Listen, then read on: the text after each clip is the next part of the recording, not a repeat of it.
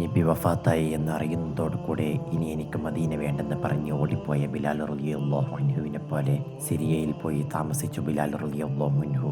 മടങ്ങി വരാൻ പിന്നീട് ഒരിക്കൽ ഉമർ റളിയല്ലാഹു അൻഹുവിൻ്റെ കാലത്താണ് സയ്യിദുന ബിലാൽ റളിയല്ലാഹു അൻഹുവിനോട് അള്ളാഹുവിൻ്റെ റസൂൽ സ്വപ്നത്തിൽ വന്നിട്ട്, ബിലാൽ എന്തേ എന്നോട് ദേഷ്യമായോ എന്ന് ചോദിക്കുമ്പോൾ കരഞ്ഞ് കലങ്ങി ഹൃദയം പിടിച്ച് സിറിയയിൽ നിന്ന് നടന്നു വന്ന മഹാനായ ബിലാൽ റളിയല്ലാഹു അൻഹു. അപ്പോഴാണ് സ്വഹാബാക്കൾ ഒന്ന് ആ ബാങ്കുലി കേൾക്കാൻ ആഗ്രഹമുണ്ടെന്ന് പറയുമ്പോൾ അഷ്റഫുൽ ഖൽഖിൻ്റെ പേരക്കിടാങ്ങളായ സയ്യിദുന ഹസൻ ഹുസൈൻ റളിയല്ലാഹു അൻഹു ചോദിക്കുമ്പോൾ ആ ബാങ്കുലി ഒരിക്കൽ കൂടി മദീനയിൽ മുഴങ്ങി.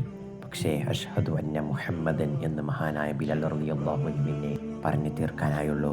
അപ്പോഴേക്കും പൊട്ടിക്കരഞ്ഞ് ബോധരഹിതനായി വീഴുന്ന ബിലാൽ റളിയല്ലാഹു അൻഹുവിൻ്റെ ഇഷ്കിൻ്റെ മുമ്പിൽ മരണത്തിൻ്റെ അവസാന സമയത്തെ ഭാര്യ കരയുമ്പോൾ മഹാനായ ബിലാൽ റളിയല്ലാഹു അൻഹു പറഞ്ഞു, എന്തിനാ കരയുന്നത്?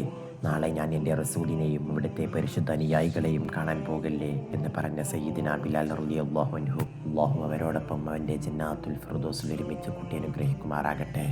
ആമീൻ.